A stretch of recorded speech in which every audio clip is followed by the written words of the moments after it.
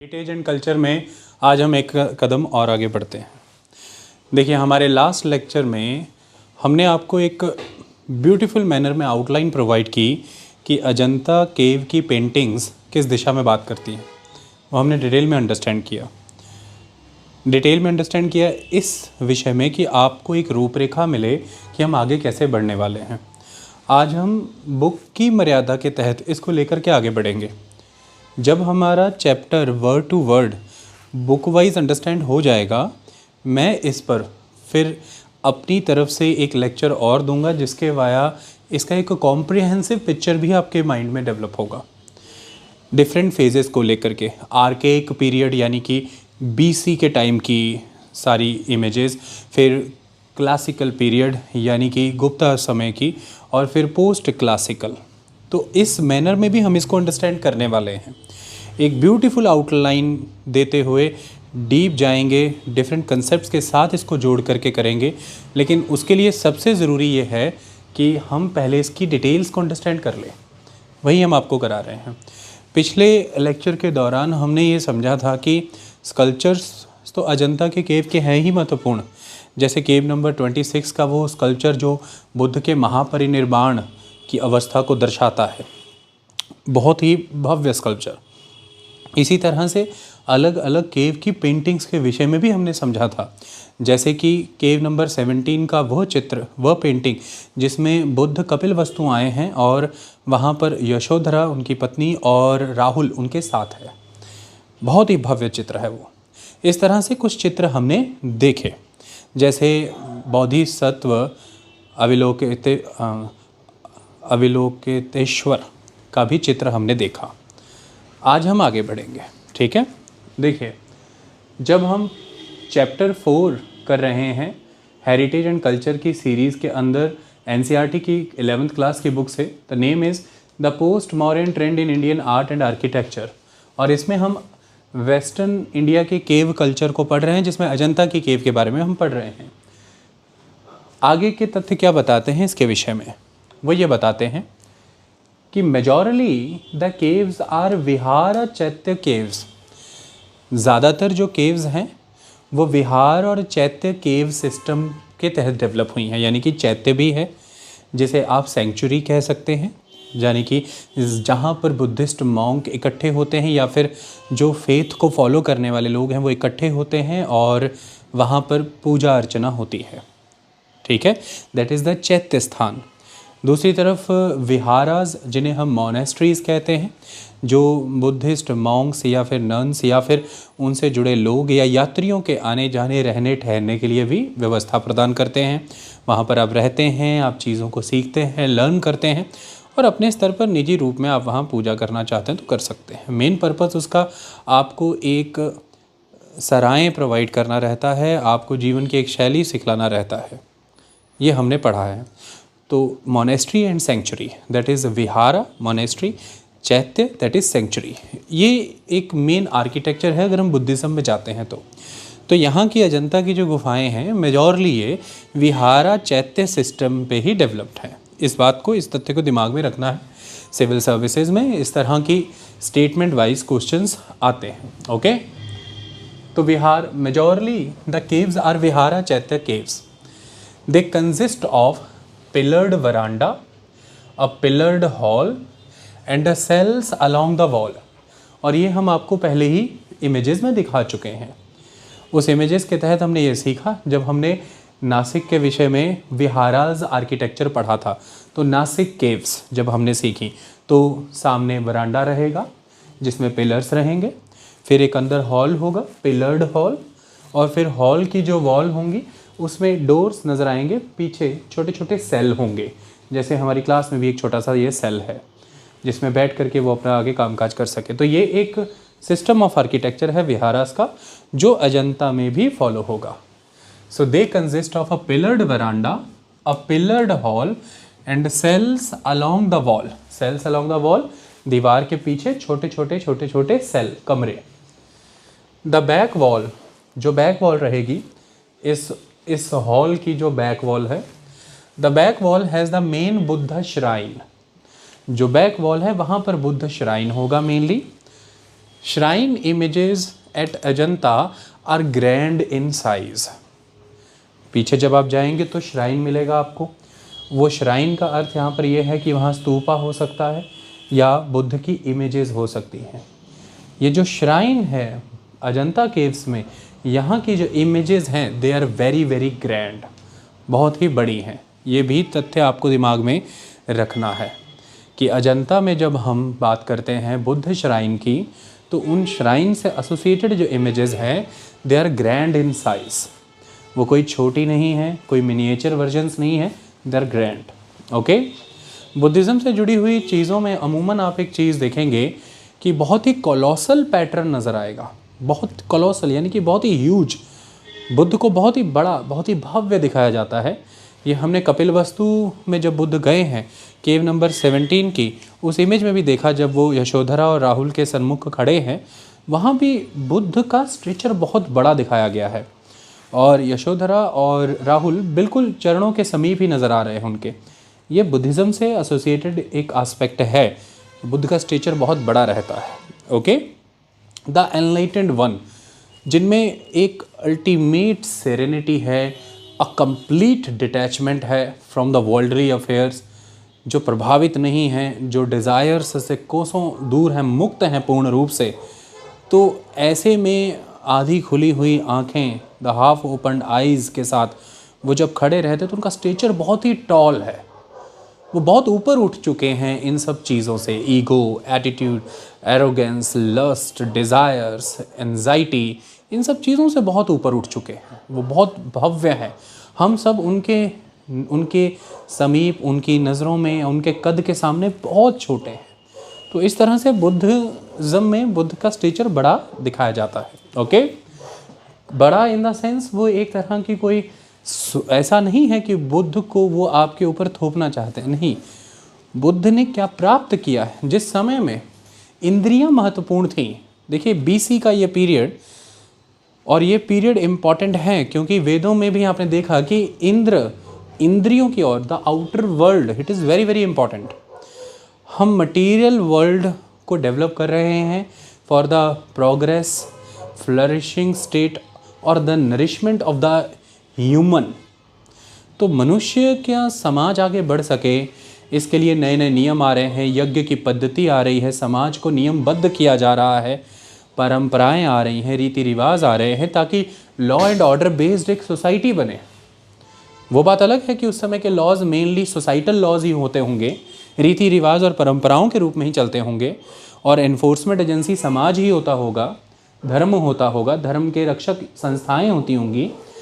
लेकिन बड़ी बात यह है कि आउटर वर्ल्ड पे फोकस काफ़ी ज़्यादा है, इंद्रियों पर ध्यान काफ़ी है। और जब मटीरियलिज्म बहुत चरमोत्कर्ष पर है, जब विचार इस बात के हैं कि इन दुखों के कारण क्या हैं, और दुखों का कारण है कि इग्नोरेंस है, डिज़ायर्स हैं, तो बुद्धिज़्म ये कहता है कि इग्नोरेंस और डिज़ायर्स ये मेन रीज़न है दुखों के, इनका त्याग किया जाए। आप इग्नोरेंट हैं आउटर वर्ल्ड को लेकर के, अपने आप को लेकर के, अपनी एग्जिस्टेंस को लेकर के। परम आनंद, परम सुख की अनुभूति से आप कोसों दूर हैं, आपको पता ही नहीं कि वो मटीरियलिज्म से नहीं मिलता। आप डिज़ायर्स से मुक्त हो जाइए, आप दुखों से मुक्त हो जाएंगे।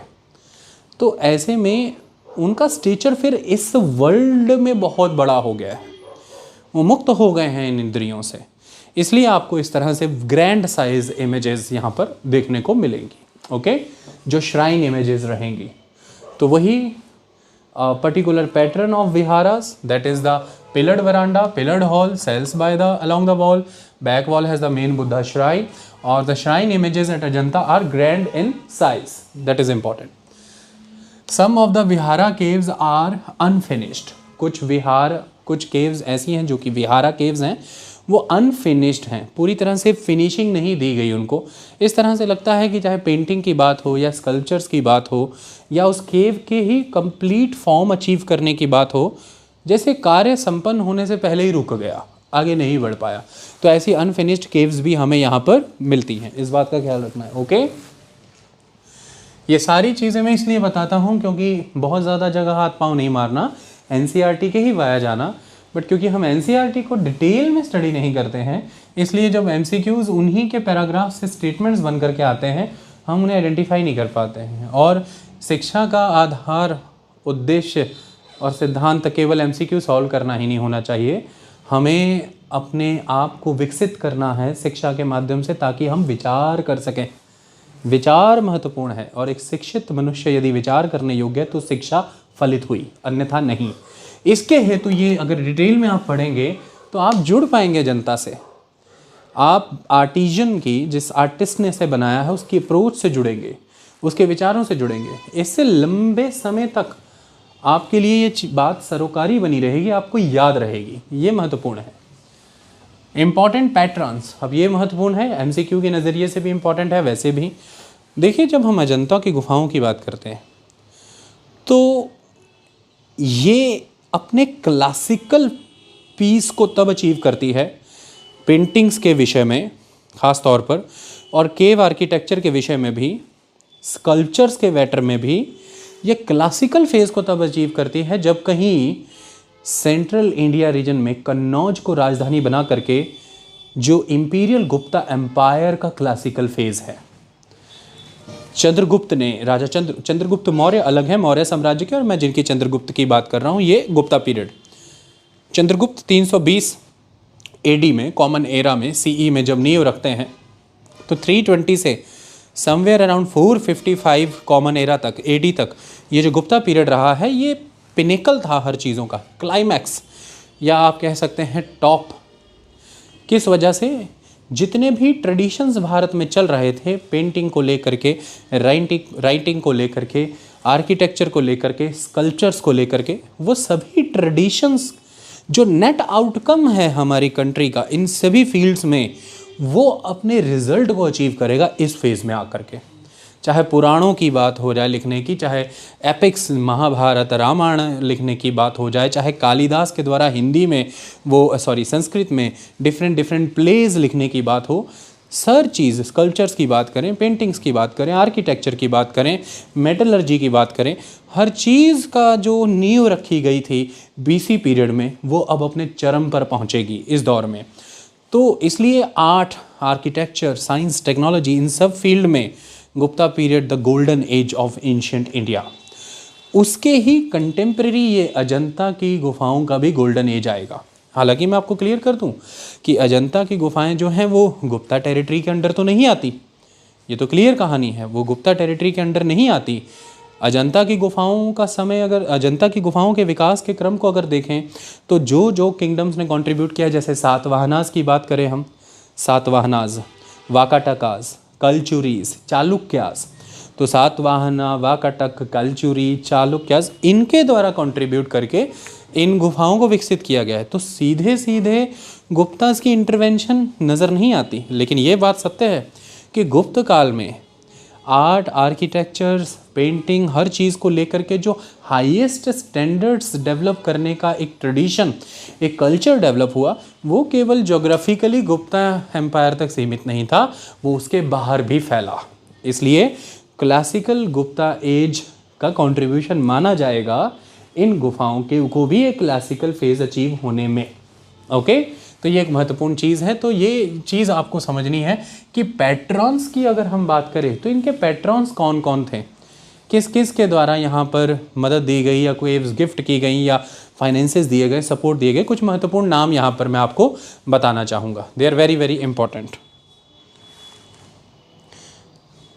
उन महत्वपूर्ण नामों को हम समझते हैं, ये कई बार क्वेश्चन आ जाता है, जैसे कि during the period of Vakatakas, Vakataka शासकों का दौर, मैंने बताया सातवाहना, वाकाटक, कलचुरी और चालुक्यास, ये सभी शासक। तो वाकाटकों का ये जो दौर था, ये कौन थे? Contemporaries of the imperial Guptas के कंटेम्प्रेरी थे ये। जहाँ सेंट्रल इंडिया में कन्नौज, जो कि उत्तर प्रदेश में है, उसे राजधानी बना करके शासन कर रहे थे गुप्तास, उन्हीं की कंटेम्प्रेरीज वाकाटकास भी थे। Okay, so during the period of contemporary माने उनके समकालीन, उसी समय में भारत में एक भूभाग इनके अधीन भी था। So during the period of Vakatakas, majority of the caves were excavated and also by their feudatories. तो वाकाटकास ने खुद भी केव्स बनवाई, बुद्ध मॉन्क्स को या बुद्ध फेथफुल पीपल को सपोर्ट किया, और जो वाकाटकास के फ्यूडेटरीज थे, यानी कि उनके जो सामंत थे, जो उनके अधीन शासक थे, उन्होंने भी केव्स बनवाने का काम किया। तो आप ये मानिए कि अलग अलग समय तो हुआ, जैसे कि सातवाहन भी थे, कलचुरी भी थे, चालुक्य भी थे, लेकिन जो मेजॉरिटी ऑफ द केव्स हैं, मेजॉरिटी ऑफ द केव्स ये वाकाटकों के समय में एक्सकवेट हुई हैं। ये क्वेश्चन आपको ध्यान में रखना है। वाकाटक शासक, okay, the Vakataka kingdom, Vakataka period. So during the period of Vakatakas majority of the caves were excavated and also by their feudatories, जिनमें अब कौन कौन से लोग हैं, जैसे कि Varahadeva, the minister of Vakataka king Harisena, 475 से 500 एडी का पीरियड है हरिसेन का, और ये हरिसेन वाकाटक रूलर हैं और इनके मंत्री थे वराहदेव। तो वराहदेव ने डेडिकेट की है cave number 16 to the Buddhist Sangha. तो जो केव नंबर 16 है, बड़ी महत्वपूर्ण केव है ये वराहदेव के द्वारा डोनेट की गई है, डेडिकेट की गई है। वहाँ पर इंस्क्रिप्शंस मिले हैं, जिन इंस्क्रिप्शन से हमें ये पता चलता है कि इनके नाम और इन्होंने किसको क्या डेडिकेट किया। ओके, तो वाकाटक किंग हरिसेन एक महत्वपूर्ण शासक हैं, उनके मंत्री वराहदेव के द्वारा केव नंबर 16 जो है वो डेडिकेट की गई है बुद्ध संघ को। ओके, सो ये वराहदेव का नाम आपको ध्यान में रखना है, कभी भी एमसीक्यू आएगा तो आपको क्लिक कर जाएगा। इसके बाद एक शासक हैं, अब ये मंत्री नहीं हैं, ये प्रिंस हैं, राजा हैं, राजा के जो पुत्र युवराज हैं ये, और ये कौन है, उपेंद्र गुप्त। तो वाकाटका के एक और फ्यूडेटरीज, वाकाटका के अंडर आने वाले एक सामंत शासक, जिस शासन में युवराज उपेंद्र गुप्त जो है, उनके द्वारा केव नंबर 17 टू 20 गिफ्ट की गई हैं। गुफा नंबर 17 से 20 उपेंद्र गुप्त के द्वारा गिफ्ट की गई है। सो प्रिंस उपेंद्र गुप्त, फ्यूडेटरी ऑफ किंग हरिसेन। तो वराहदेव हरिसेन के मंत्री, वाकाटक शासक हरिसेन के मंत्री, और उपेंद्र गुप्त हरिसेन जो वाकाटक शासक है उसके फ्यूडेटरी हैं ये, उसके सामंत हैं ये। ओके, सो प्रिंस उपेंद्र गुप्त गिफ्टेड केव नंबर 17 टू 20। इसके बाद बुद्ध भद्र एक इंसान है, केव नंबर 26 इनके द्वारा दी गई है, वेरी इंपॉर्टेंट केव 26। मथुरादास केव नंबर 4। तो इस तरह के नाम है जैसे वराहदेव, उपेंद्र गुप्त, मथुरादास और बुद्ध भद्र, ये नाम आपको ध्यान में रखने हैं। इतनी बात clear. Many paintings have survived in cave number 1, 2, 16 and 17। बहुत सी पेंटिंग है जो केव नंबर 1, 2, 16, 17 में सर्वाइव कर चुकी हैं। Cave number 16 by Varahadeva, cave number 17 by Upendra Gupta. तो इनके द्वारा दी गई इन गुफाओं में काफ़ी पेंटिंग सर्वाइव्ड हैं और ये गुफाएं महत्वपूर्ण गुफाएं हैं। देखिए लगभग 29 केव्स मिलती हैं, ये तो मैंने आपको बता दिया है इस पूरे अजंता कॉम्प्लेक्स में। लेकिन उन 29 केव्स में से 13 ही केव्स ऐसी हैं जिनमें हमें पेंटिंग्स संरक्षित मिली हैं, प्रोटेक्टेड मिली हैं, और उनमें भी जो पेंटिंग्स हैं उनकी परिस्थितियां बहुत ख़राब हैं। उन्हें बचाने के लंबे अभियान और प्रयास रहे हैं, उस पर भी हमें बात करनी है समय पर। लेकिन काफ़ी हद तक उन्हें बचा लिया गया, पर काफ़ी नुकसान भी सहना पड़ा। ओके, तो ये समझना है, ऐसा नहीं है कि आप गए वहाँ, आपको पेंटिंग्स दिख गई, बड़ी मेहनत के साथ उन्हें रीस्टोर किया जा रहा है और काफ़ी कुछ रीस्टोर अब तक किया भी गया है। तो सरकार के बहुत बड़े प्रयास हैं ये। ओके, अब जब हम अजंता की गुफाओं के बारे में, ये सारी जानकारियाँ हमारे पास अब आ चुकी हैं, जब हम अजंता की गुफाओं की पेंटिंग के बारे में बात करते हैं तो ये लाइन बहुत महत्वपूर्ण है कि the paintings have a lot of typological variations. Typological variations, typological variations का मतलब ये है कि स्टाइल, फॉर्म, डिज़ाइन, सब्जेक्ट, हर थीम, इन चीज़ों में वेरिएशंस नज़र आएगी। ओके, बहुत सी वेरिएशंस हैं। सो अजंता की पेंटिंग में एक मोनोटोनी नहीं है, होमोजेनिटी नहीं है, आपको बहुत बड़े स्तर पर टाइपोलॉजिकल वेरिएशन मिलेगी, स्टाइल में, फॉर्म में, बेसिस क्या है पेंटिंग का, theme system, colour combination, in everything there is a variation, क्योंकि अलग अलग फेज़ में डेवलप हुई हैं ये। और ऐसे में ये बीसी पीरियड से, 2nd सेंचुरी बीसी से स्टार्ट होकर के 7th सेंचुरी एडी तक जा रही हैं। कहीं कहीं पर आपको बीसी से स्टार्ट होकर के ये 7th सेंचुरी एडी तक चली गई हैं। ओके, कहीं कहीं पर आपको 8th सेंचुरी एडी के अराउंड की भी पेंटिंग्स मिल जाएंगी। तो ऐसे में इतने लंबे समय से गुजरी हुई गुफाएं अलग अलग शासकों के द्वारा दी गई डोनेशंस के तहत विकसित हुई गुफाएं और उनके तहत बनी ये पेंटिंग डिफरेंट टाइम पर आए आर्टिस्टों के द्वारा बनाई गई, तो टाइपोलॉजिकल वेरिएशंस होना स्वाभाविक हो जाता है। जो बेस रहेगा सभी का वो बुद्धिज़्म ही रहेगा, मेनली फोकस बुद्धिज़्म पे रहेगा, लेकिन फिर बुद्धिज़्म को भी लेकर के अलग आयाम उभर करके आएंगे। अलग अलग समय के पेंटर यहाँ पर काम करेंगे। शुरुआती समय में जब मैं बीसी पीरियड की बात करता हूँ, पेंटर उस लेवल पर ना तो टूल या इम्प्लीमेंट्स डेवलप कर पाया, ना ही उसे उन टूल और इम्प्लीमेंट्स को अप्लाई करने की आर्ट पता है, तो उस समय में चीज़ें काफ़ी बेसिक नज़र आएंगी। इसे हम आर्केक पेंटिंग कह सकते हैं, बहुत ही archaic type painting, very primitive style. जैसे जैसे विकसित होगा, टूल डेवलप होंगे, इम्प्लीमेंट्स डेवलप होंगे, उनको अप्लाई करने की टेक्निक डेवलप होगी, तो पिक्चर्स निखरेंगी, पेंटिंग निखर के आएगी और गुप्ता समय के दौरान अपनी पीक पे पहुंच जाएगी, जिसे हम कहते हैं the complete, the perfect, the fullness और रिच इन एवरी स्फेयर। फिर इसके बाद एग्जैजरेशन स्टार्ट हो जाएगा, बहुत बढ़ावा मिलेगा, बहुत ज़्यादा ऑर्नामेंट्स, आभूषण बहुत ज़्यादा, over decorated, over proportioned eye slits, आँखों के जो कट हैं, over proportioned lips, over projected hand gestures, जैसे कि जो नेचुरली पॉसिबल भी नहीं है, यह बाँह है, हाथ एकदम ऐसे दिखा देना, तो हाथ के जेस्चर सुपर फ्लॉज हो जाएंगे, आँखों के स्लिट्स थोड़े एग्जैजरेटेड हो जाएंगे, ऑर्नामेंटेशन बहुत हैवी हो जाएगी। ये सारी चीज़ें बताती हैं, और जो एक इंटेंसिटी है, जो एक फर्वर है, वो बहुत ही वर्चुअस एस्पेक्ट में और बहुत ज़्यादा सेंशुअस और डेकोरेशन में चला जाने लगेगा, ये फिर डिके आ जाएगा, इसे हम डिक्लाइन कहते हैं। तो इस तरह से चीज़ें बिल्कुल बेसिक से बिल्कुल परफेक्ट तक और परफेक्ट से एग्जैजरेशन तक एक फेज डेवलप होता है, एक सिस्टम है ये, it is a evolutionary mechanism. तो इसके तहत टाइपोलॉजिकल वेरिएशंस आना तो फिर स्वाभाविक ही होगा। तो typological variations are there. Outward projections are used in the painting of 5th century common era. देखिए आउटवर्ड प्रोजेक्शंस, देखिए अब अजंता के हम पेंटर्स की अगर बात करें तो इन्हें ये टेक्निक तो नहीं आती थी कि लाइट एंड शेड को यूज़ करके कैसे हम डेप्थ दिखाएं पेंटिंग में। डेप्थ दिखानी है ना कि पेंटिंग 3D है, ये तरीका नहीं आता था, तो इसको फिर इन्होंने इसका तोड़ निकाल लिया, और बड़े ज़बरदस्त लोग थे ये। और वो कैसा था? Surface relief mechanism, surface relief mechanism use किया। What do you mean by the surface relief mechanism?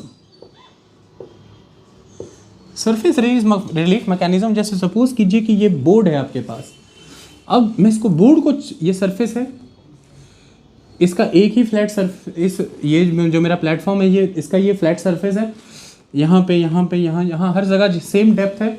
अब या तो अगर मैं पेंटिंग के तौर पे ऐसा कर सकता हूँ कि डार्क लाइट शेड्स डाल करके मैं डेप्थ दिखा दूँ तो ठीक है, लेकिन जब मुझे ये नहीं आता तो क्या करें? तो दिखाई है इन्होंने डेप्थ, और 5th century कॉमन एरा के अराउंड आके ये चीज़ हुई है, और उसके लिए सरफेस रिलीफ मैकेनिज़्म इन्होंने यूज़ किया है। और वो कैसे किया है कि जैसे ये बोर्ड है, जो अगर इसका ये जो एक फ्लैट सरफेस है, जैसे यहाँ से मैंने पेंटिंग बनानी शुरू की, यहाँ पर मैं थोड़ी डेप्थ देना चाहता हूँ, तो मैं इसको थोड़ा सा स्क्रैप कर दूंगा किसी पेपर से या किसी इक्विपमेंट से, चिजल से मैं इसको थोड़ा सा अंदर की ओर स्क्रैप करूँगा, थोड़ा छील दूंगा, उतार दूंगा, या थोड़ा सा जैसे मान लीजिए कि मैं नेक के अराउंड, शोल्डर के अराउंड डेप्थ देना चाहता हूँ, थोड़ा सा बोर कर दूंगा, थोड़ा सा उखाड़ दूंगा। तो इस तरह से स्क्रैप करके, बोरिंग करके, स्क्रैप बोरिंग मैकेनिज्म यूज़ करके इन्होंने सरफेस रिलीफ मैकेनिज्म के बेसिस पे इल्यूजन दे दी आपको डेप्थ की। You will feel that depth, okay. जबकि लाइट एंड शेड, कलर का एस्पेक्ट्स के वाया ये उस लेवल पे आपको नहीं दे पाए, but surface relief mechanism follow करके, स्क्रैपिंग बोरिंग मैकेनिज्म के वाया इन्होंने आपको इल्यूजन दे दिया है 3D एस्पेक्ट का, डेप्थ का। और जो इल्यूजन इन्होंने दिया है, जो एक्सूबरेंस उस समय का था, इट वाज अल्टीमेट, उसको कहीं मैच करना बहुत इम्पॉसिबल है, ये बड़ा भव्य था। तो इस वजह से ये लिखा गया है कि आउटवर्ड प्रोजेक्शंस, पेंटिंग आपको बाहर निकलती दिखेगी, ऐसी फील होगी जैसे कि मैं 3D हूँ, मैं इस बोर्ड से बाहर हूँ, इस तरह की images you will feel, okay. ये 5th century कह रहा हूँ, शुरुआती दौर में ये नहीं हो पाएगा। 4th 5th century जब मैं बात कर रहा हूँ तो कौन सा period? The classical period. The Gupta, और उस समय की बन रही यहाँ की पेंटिंग्स, तो उस समय में जो बन रही हैं उसमें आपको आउटवर्ड प्रोजेक्शंस फील होंगी। Okay, so outward projections are used in the painting of 5th century common era, यानी कि पीक पीरियड पे जब था ये। लाइंस, अब इस पीरियड की ही बात कर रहे हैं हम, थोड़ा सा मैच्योर फेज की बात कर रहे हैं पीक पीरियड पे।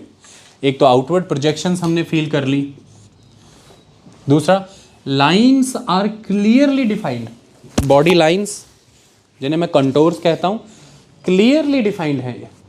Lines are clearly defined and are very rhythmic. ऐसा नहीं है कि जैसे मैं बना रहा हूँ, यहाँ पर आप नोटिस करें कि जैसे कि मैंने हेड बनाया और उसके बाद ये शोल्डर और उसके बाद ये, तो you will not feel that rhythm.